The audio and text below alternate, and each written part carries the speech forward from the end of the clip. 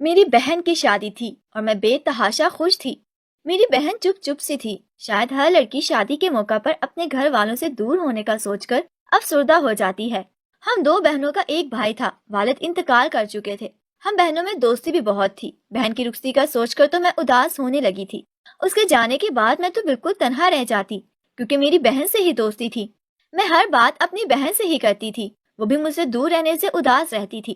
رخصتی کے وقت وہ امی کے گلے رکھ کر رونے لگی، پھر مجھ سے مل کر بھی بہت روئی۔ میرے بہنوں نے جب اس طرح اسے اداس دیکھا تو میری امی سے کہنے لگے کہ کرن کو بھی ساتھ بھیج دیں، مرینا کا دل لگ جائے گا۔ ویسے بھی میرے گھر میں مرینا کے علاوہ کوئی اور تو ہے نہیں، وہ اکیلی رہے گی تو یوں ہی آپ لوگوں کو یاد کر کے روتی رہے گی۔ میں بھی فوراً تیار ہو گئی۔ امی نے کہا کہ زیادہ دن بہن کے گھر مت رہنا، بس چند دن بعد واپس آ جانا۔ میں اپنی بہن کے ساتھ اس کے سسرال پہنچ گئی۔ گھر میں میرے بہنوئی کے علاوہ اور کوئی نہ تھا، وہ ایک روتے ہی تھے۔ ان کے والدین بھی وفات پا چکے تھے۔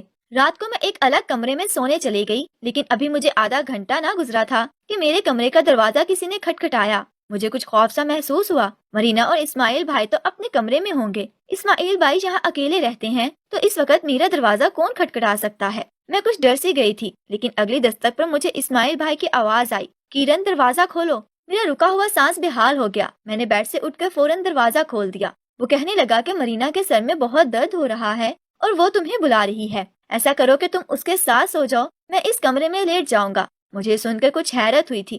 آج سے پہلے تو آپی کے سر میں کبھی درد نہ ہوا تھا، لیکن ہو سکتا ہے مرینا آپی کو میرے ساتھ سونے کی عادت تھی، اس لیے مجھے بلا رہی ہو۔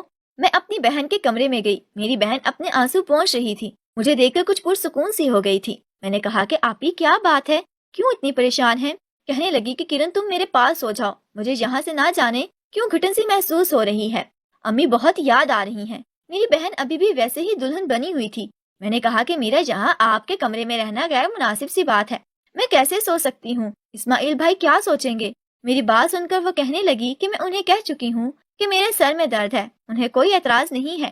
میں چپ سی ہو گئی تھی۔ میں ان کے بیڈ پر لیٹ تو گئی تھی، لیکن مجھے یہ سب کچھ عجیب محسوس ہو رہا تھا۔ آپی کپڑے تبدیل کر کے میرے پاس لیٹ کر سو بھی گئی تھی، لیکن میری نیند اڑ چکی تھی۔ پورے بیڈ پر گلاب کی پتیاں بکھری ہوئی تھیں، کمرے میں گلاب کے پھولوں کی خوشبو پھیلی ہوئی تھی۔ بہرحال کافی دیر بعد مجھے نیند آئی تھی۔ جب میں صبح اٹھی تب بھی آپی سو رہی تھی۔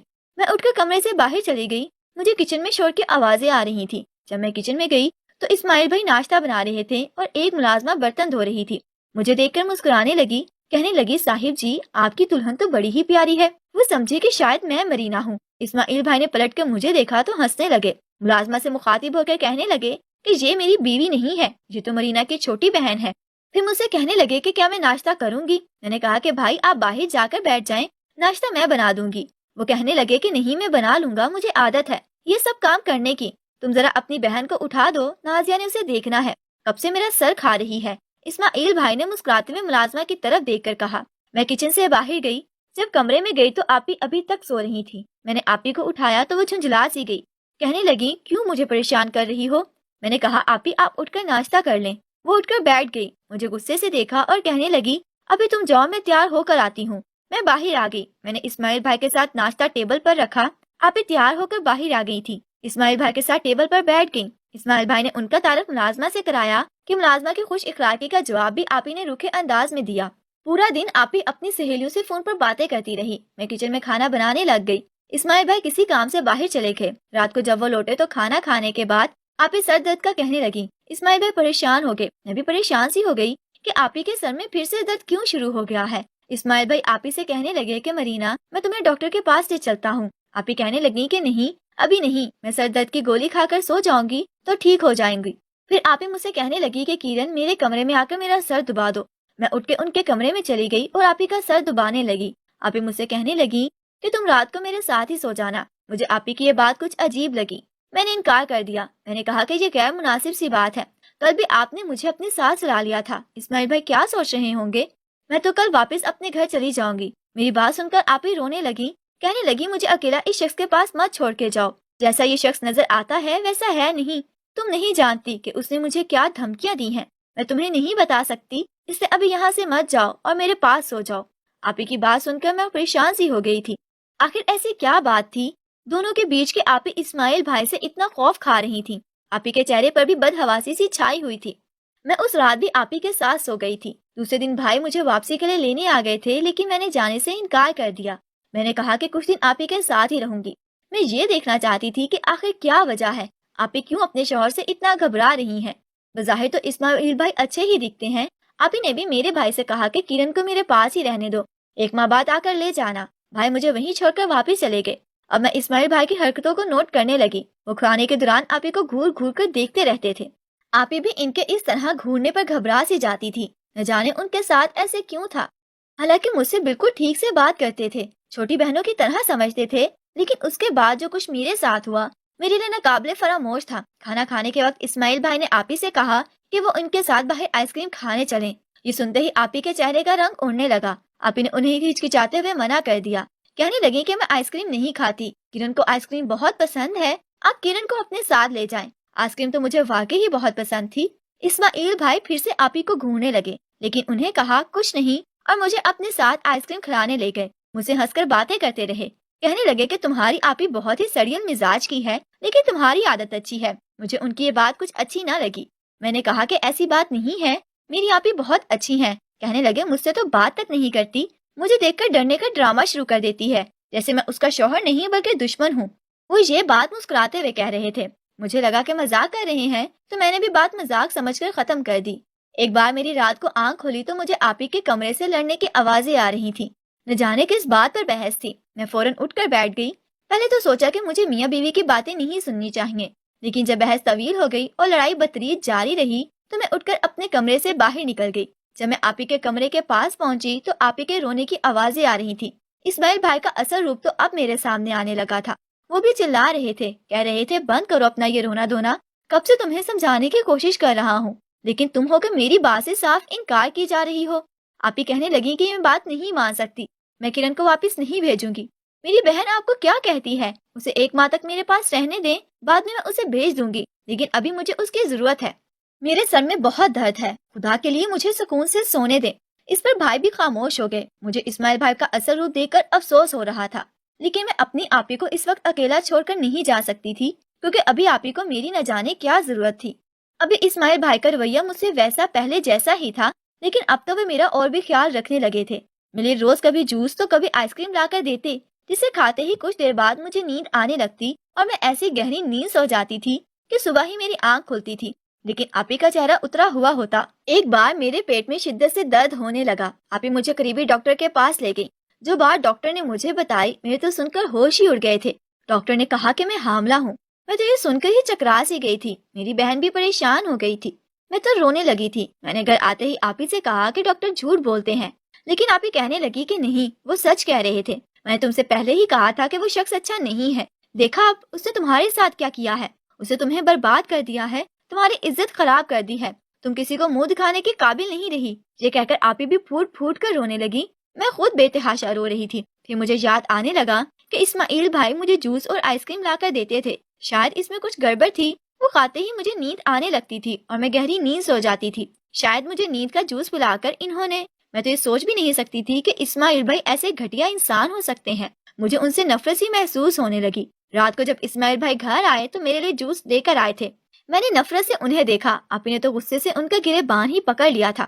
کہنے لگی کہ گھٹیا انسان، تم نے میری بہن کو کہیں منہ دکھانے کے قابل نہیں چھوڑا۔ آپی کے جارحانہ انداز اور غصے پر وہ یوں انجان بنے بیٹھے تھے جیسے بہت ہی معصوم ہو۔ کہنے لگے مرینا تم کیا بول رہی ہو، ہوش میں تو ہو۔ میری آپی رونے لگی، ان کا گریبان جھنجھوڑتے ہوئے کہنے لگی کہ کرن پریگننٹ ہے۔ یہ سن کر اسماعیل بھائی کی رنگت ہی اڑ گئی تھی۔ وہ مجھے حیرت سے دیکھنے لگے۔ میرا جی چاہا کہ میں ان کا منہ ہی نوچ لوں۔ آپی ٹھیک کہتی تھی کہ یہ جیسے ہیں ویسے نظر نہیں آتے۔ میں ہی بے وقوف بنی تھی، انہیں اپنا بھائی سمجھتی تھی۔ ان کا گھٹیا پن کی شاید کوئی حد ہی نہیں تھی۔ ابھی بھی اس بات سے مکر رہے تھے، کہنے لگے کہ کرن کو اپنی چھوٹی بہن سمجھتا ہوں۔ تمہیں شرم نہیں آتی مجھ پر ایسا الزام لگاتے ہوئے؟ اسماعیل بھائی بھی چلا کر آپی سے بات کرنے لگے۔ میں نے غصے سے چلا کر کہا کہ آپ نے تو مجھے بہن کہہ کر اس پاکیزہ رشتے کو ہی گندگی سے کالا کر دیا ہے۔ آپ مجھے نشہ آور دیوار جوس میں ملا کر پلاتے تھے تاکہ میں سو جاؤں، اور آپ، میرے پاس تو جیسے الفاظ ہی ختم ہو گئے تھے۔ میں رونے لگی۔ اسی آسا میں میرا بھائی وہاں پہنچ گیا، شاید آپ ہی نے ہی اسے بلایا تھا۔ اسماعیل بھائی کو خوب مارا۔ وہ مار کھاتے ہوئے بھی اپنے گناہ کا اعتراف نہیں کر رہے تھے، لیکن میں کس پر شک کرتی؟ میں آپی کے گھر ہی رہ رہی تھی، وہاں صرف اسماعیل بھائی تھے اور وہ مجھے جوس پلا کر دیتے رہے تھے۔ जिसे पीते ही मेरे होश खो बैठते थे। मेरे भाई ने उन्हें मार मार कर लहूलुहान कर दिया था और हम दोनों को बहनों को लेकर वापस घर चले गए थे। घर जाते ही आपी भी अम्मी के साथ गले लगकर रोने लगी। कहने लगी कि किरण को इस्माइल ने बर्बाद कर दिया है, मैं तो किसी से नजरें मिलाने के काबिल नहीं रही। अम्मी तो सुनकर ही दिल पकड़ कर बैठ गई। मेरा भाई भी कुर्सी पर अपना सर पकड़ कर बैठ गया। मेरी माँ मुझे देखकर रोने लगी। मैं भी उनके साथ लगकर फूट फूट कर अपनी किस्मत पर रोती रही थी। मेरी बहन ने मेरे बहनों पे खुला का मुकदमा दायर कर दिया था। मेरी वालदा 4 दिन बीमार बिस्तर पर पड़ी रही। मैंने खुद को कमरे में बंद कर दिया था और रोती रहती थी। इस वक्त आपी ही थी जिसने पूरे घर को संभाला हुआ था। अम्मी को भी वही संभाल रही थी। मेरी बहन कितनी अच्छी थी। अगर वो मतलबी होती तो मेरी खातिर अपना बसा बसाया घर ना छोड़ती। मुझे ये कहती कि तुम गलत हो, वापस घर चली जाओ। तुम्हारे लिए मैं क्यों अपना घर तबाह कर रही हूँ। आपी ने तो मेरी खातिर ही कदम उठाया था। 15 दिन तक अम्मी भी काफी संभल गई थी। मैं खाना पीना तक छोड़ बैठी थी। आपी ही मुझे जबरदस्ती खाना खिलाती थी। मैं ये सोच रही थी कि मेरी जिंदगी का क्या होगा। मैं तो तबाह होकर रह गई हूँ। भला मुझसे अब कौन शादी करेगा। लेकिन 15 दिन बाद जो कुछ मेरी माँ ने मुझे कमरे में आकर कहा, मैं हैरत से उनका मुंह तकती रह गई। अम्मी ने कहा कि कल वो मुझे अपने साथ अस्पताल लेकर जाएंगी और मेरा अबॉर्शन करवा देंगी। किसी को भी इस बात की खबर नहीं होगी। अब ये बात घर पर ही है, घर पर ही खत्म हो जाएगी। मैं भी यही चाहती थी। मैं क्यों अपनी जिंदगी बर्बाद करती। अगले रोज अम्मी मुझे अस्पताल लेकर गई। एक लेडी डॉक्टर ने मेरा मुआयना किया और कुछ टेस्ट भी किए, लेकिन जो पहाड़ मेरे सर पर फटा वो मैं ही जानती थी। जिस बात का मुझे इंकिशाफ हुआ, मैं हैरान थी। डॉक्टर की शक्ल देख रही थी। अम्मी भी मुतज़ब्ज़ब सी हुई थी। हम लोग वापस घर लौट आए थे। कमरे में बैठी अपना चकराता सर हाथों में लेकर बैठी थी। मेरे साथ ये क्या हुआ था। ऐसा कैसे हो सकता था। मैं किसकी बात पर भरोसा करूं, किसकी बात पर नहीं। मुझे कुछ भी समझ नहीं आ रहा था। मेरा दिमाग बिल्कुल सुन्न था। मैं बिल्कुल चुप सी थी। चंद दिन में मेरे कॉलेज खुल गए थे। कॉलेज आने लगी। आपी का मुकदमा भी आखिरी समाअत पर था। शायद अगली पेशी पर ही उन्हें खुला हो जाती। मैं कॉलेज आने लगी थी। मेरी सहेलियां भी मेरी पीली रंगत देखकर वजह पूछने लगी। मैं उन्हें क्या वजह बताती। मैंने कहा कि मुझे बुखार था। कुछ सहेलियां तो अब भी मुझसे मेरी शादी की बाबत पूछने लगती। बस 2 माह ही तो हुए थे उनकी शादी को और क्या कुछ बर्बाद नहीं हो गया था। लेकिन वही मेरी आपी की सहेली भी मुझसे मिल गई थी। आपी के बारे में पूछने लगे। आपी की सहेली ने मुझ पर इंकिशाफ किया जो मैं सोच भी नहीं सकती थी। मैंने बेइख्तियार आपी की सहेली के मुंह पर थप्पड़ मार दिया था। मैंने कहा कि मुझे अपनी बहन पर पूरा भरोसा है, वो ऐसा नहीं कर सकती। जब मैं घर पहुंची तो आपी भी बहुत खुश नजर आ रही थी। मुझसे कहने लगी कि किरण 4 दिन बाद आखिरी पेशी है। इसके बाद मेरी उस घटिया शख्स से जान छूट जाएगी। मैंने कोई जवाब न दिया, लेकिन आपी के चेहरे पर इतनी खुशी थी कि छुपाई नहीं छुप रही थी। पहले तो उनकी खुशी देखकर मुझे उनकी सहेली की बातें याद आने लगी थी। फिर मुझे नहीं लगा मेरी बहन ऐसे नहीं हो सकती, ना ही मेरे साथ ऐसा कर सकती है। जाहिर है उसका शौहर अच्छा नहीं था, तभी उनसे अलैदगी पर वो खुश थी। लेकिन मेरे अंदर मेरा ज़मीर मुझे कुछ और ही बता रहा था। जिस दिन मैं अम्मी के साथ डॉक्टर के पास गई थी, डॉक्टर ने मेरा चेकअप करने के बाद मेरी टेस्ट रिपोर्ट्स देखकर कहा कि मैं कोई हामला नहीं हूँ और न ही मेरे साथ कोई ज्यादती की गई है। मैं बिल्कुल ठीक हूँ। मेरी अम्मी भी ये सुनकर हैरानो परेशान हो गई थी। अगर मैं बिल्कुल ठीक थी तो फिर उस डॉक्टर ने मुझसे ये बात क्यों कही थी। फिर अम्मी मुझसे पूछने लगी कि किरण, क्या उस डॉक्टर ने भी तुम्हारे ऐसे टेस्ट किए थे। मुझे याद आने लगा कि उसने मेरा कोई टेस्ट नहीं किया था। उसे तो बस मुझे चेक किया और कहने लगी कि मैं हामला हूँ। मैं उस वक्त ही सुनकर ही परेशान हो गई थी। मुझे कहाँ किसी और बात का होश था। आपी ने भी ऐसा कुछ नहीं करवाया था, बल्कि मुझे फौरन घर ले आई थी और एक तमाशा सा खड़ा कर दिया था।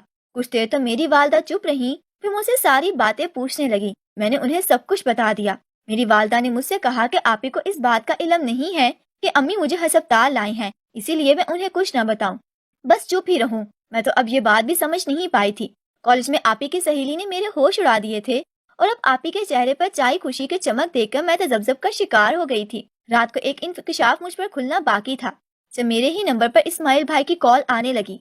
न जाने क्यों मैंने वो कॉल उठा ली। जो कुछ उन्होंने मुझे बताया मैं चुपचाप सुनती रही। उसके बाद मैं आपी की हरकतों को नोट करने लगी। आजकल न जाने क्यों वो किसी से हंस हंस कर बात करती थी। एक रात मैं पानी पीने सहन में आई तो मैंने सहन से ऊपर जाने वाले जीने पर आपी को चढ़ते देखा।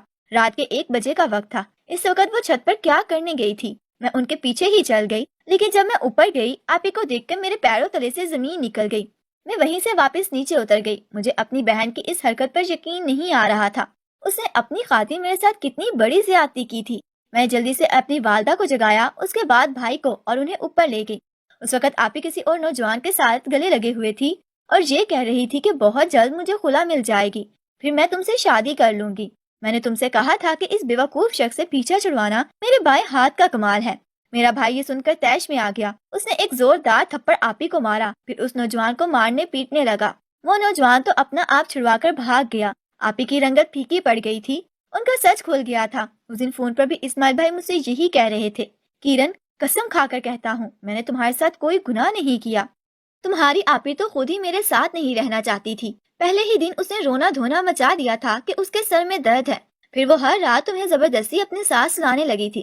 میں اس کا شوہر تھا، اپنا حق اس سے چاہتا تھا، اس لیے اسے اپنی نظروں سے سمجھانے کی کوشش کرتا رہا کہ وہ تمہیں اپنے ساتھ نہ سلایا کرے، لیکن جب وہ باز نہ آئی، ایک دن میرا اسے جھگڑا شروع ہو گیا۔ میں نے اسے کہا کہ کرن کو واپس بھجوا دو، جب تک وہ یہاں رہے گی تم اور میں اپنی زندگی ٹھیک سے نہیں گزار سکیں گے۔ لیکن وہ رونے دھونے لگی، کہنے لگی کہ بس ایک مہینہ میری بہن کو میرے پاس رہنے دو۔ مجھے لگا کہ مرینا کو تم سے بہت محبت ہے، اس لیے وہ ایسا کر رہی ہے، لیکن میں بھی انسان تھا، کوئی فرشتہ نہیں۔ اپنی بیوی کے ساتھ وقت گزارنا چاہتا تھا، اسے تمہیں نیند کی دوا دیتا تھا تاکہ تم گہری نیند سو جاؤ اور میں مرینا کے ساتھ رہ سکوں، لیکن وہ مجھے قریب تک نہ آنے دیتی تھی۔ کبھی کوئی بہانہ کرتی تھی، کبھی کوئی، اور جیسے ایک مہینہ گزرا اس نے جھوٹ بول کر یہ تماشا کھڑا کر لیا کہ میں نے تمہارے ساتھ گناہ کیا ہے، اور اب بھی عدالت میں مجھے سزا دلوانا چاہتی ہے کہ میں نے تمہارے ساتھ زیادتی کی ہے۔ مجھے تمہاری بہن کے ساتھ رہنا بھی نہیں ہے، بس تم ایک بار سچ بول دو، میں سزا سے بچ جاؤں گا۔ میں نے اسماعیل بھائی کی بات سن کر فون بند کر دیا تھا۔